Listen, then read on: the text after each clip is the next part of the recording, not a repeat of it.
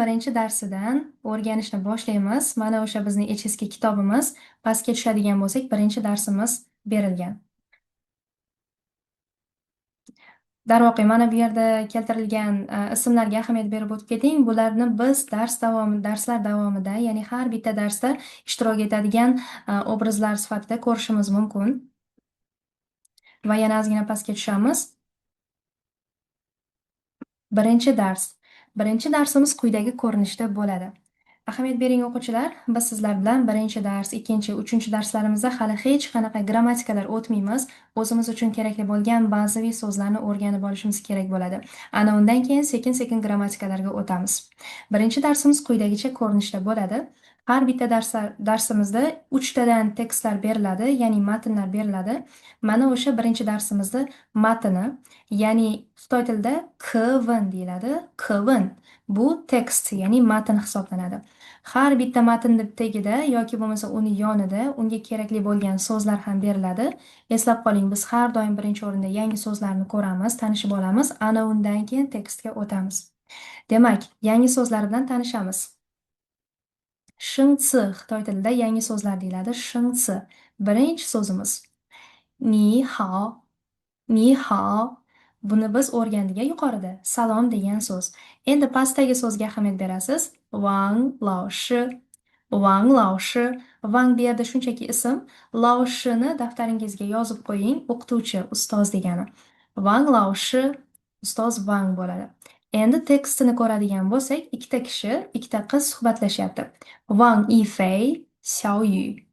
Ahamiyat bering, mana bu yerda "ey" deb qo'ygan. "Ey" degani bu bilasizmi? Xitoyliklar biror narsadan hayratlanganida "ey" deb so'zlarni boshlashadi. Ya'ni "ey, Xiao Yu, ni hao." Ya'ni hayratlanyapti. Xiao Yuni ko'rishni kutmagandi u. "Ey, Xiao Yu, ni hao." Wang Laoshi, ni hao. "Ey, Xiao Yu, salom." Ustoz Wang, salom. Tekstimizni tarjimasi shunaqa ekan. Imkon qadar so'zlarni o'qiyotganimda orqamdan takrorlab, yaxshilab o'rganishga ahamiyat bering o'quvchilar va kerakli so'zlarni daftarga yozib, yodlab oling. Endi biz ikkinchi tekstga o'tamiz. Ikkinchi tekstimiz KVNR. Xo'p, yangi so'zlarni ko'ramiz birinchi. Shingci. Har bitta so'zlarni talaffuzini yaxshilab o'rganing, iloji bo'lsa orqamdan takrorlab daftaringizga yozib oling. Ikkinchi so'zimiz daja. Daja tonlariga ahamiyat bering.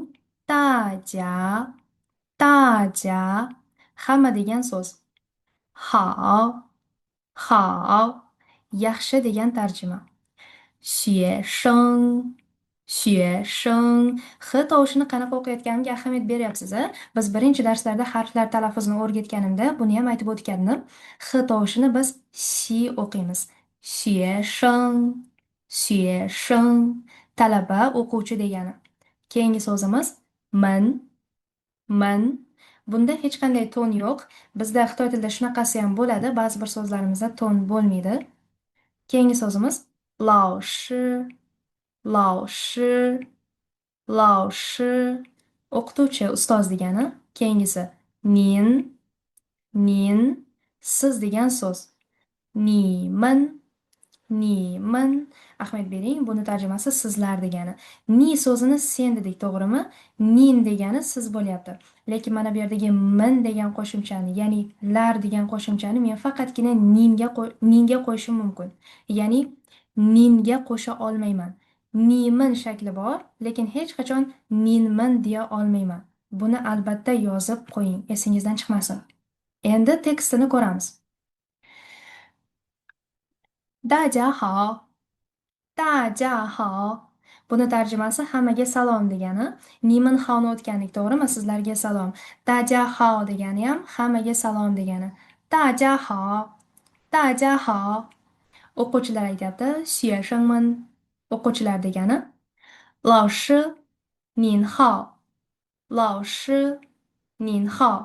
Ustoz, assalomu alaykum bo'ladi, to'g'rimi? Xo'p, keyingisi. Xiao Yu aytadi. Nimin hao. Nimin hao. Sizlarga salom, ya'ni hammaga salom deyapti. O'quvchilar ham aytadi. Xueshengmen. Ni hao, Xiao Yu. Ni hao, Xiao Yu. Salom, Xiao Yu. Xo'p, buni tarjimasini albatta yana batafsil yana ham o'zingiz o'qib o'rganib chiqing. 大家好，老师您好，你们好，你好小雨。Xo'p, ana endi 3-chi tekstga o'tamiz. 3-chi tekstimiz Kevin san. Yangi so'zlarni ko'ramiz. Shingsi 9-chi so'zimiz. O'qiyman, orqamdan takrorlab, yaxshilab e'tibor berib o'rganib oling. Tonlariga ahamiyat bering. 谢谢 4-chi ton to'g'rimi? 谢谢谢谢 10-chi so'zimiz谢谢 degani bu rahmat degani. 10-chi so'zimiz 不客气不客气不客气 arzimaydi degan so'z. 同学 o'quvchi, ya'ni qanaqa o'quvchi? Bu kursdosh, sinfdosh degani. Kursdosh. 同学再见再见 12-chi so'zimiz. 再见 ko'rishguncha xayr degani. Talaffuziga ahamiyat bering.再见 ko'rishguncha xayr. Tekstga o'tamiz. 谢谢 o'quvchilar aytadi. 谢谢 rahmat. 小雨 aytyapti. 不客气arzimaydi. Wang Yifei 同学们再见同学们再见 o'quvchilar ko'rishguncha xayr. O'quvchilar aytadi. 学生们老师再见老师再见 ustoz ko'rishguncha xayr. Bu so'zlarni ham yaxshilab o'rganib oling o'quvchilar.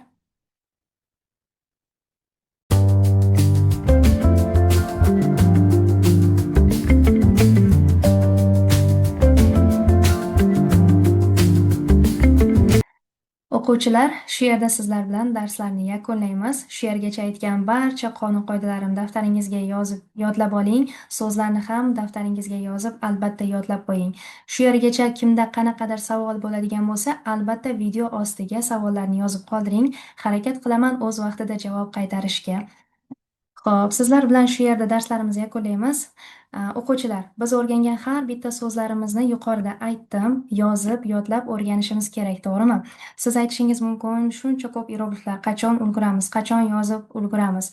Siz o'quvchi sifatida, ya'ni Xitoy tilini o'rganayotgan o'quvchi sifatida albatta bunga vaqt ajratishingiz kerak bo'ladi. So'zlarni hammasini yozib, yodlash orqali o'rganishimiz kerak bo'ladi.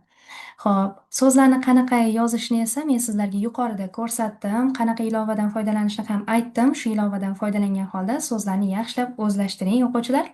Sizlar bilan endi keyingi darsda ko'rishamiz. Va sizlarga yana o'zimni Telegram kanalim borligini eslatib o'tmoqchiman. Va mana shu Telegram kanaliga obuna bo'ling. Har bitta post siz uchun foydali bo'lishi mumkin. Va o'zimni shaxsiy jonli darslarimni ham, onlayn darslarimni ham sizga tavsiya qilaman. Negaki bu darsda siz o'qituvchi bilan birgalikda, ya'ni men bilan birga Xitoy tilini mukammalroq o'rganish imkoniyatiga ega bo'lasiz. Unday bo'lsa darslarimizni tugatamiz. Sog' bo'ling, omon bo'ling. Keyingi darslarda ko'rishamiz.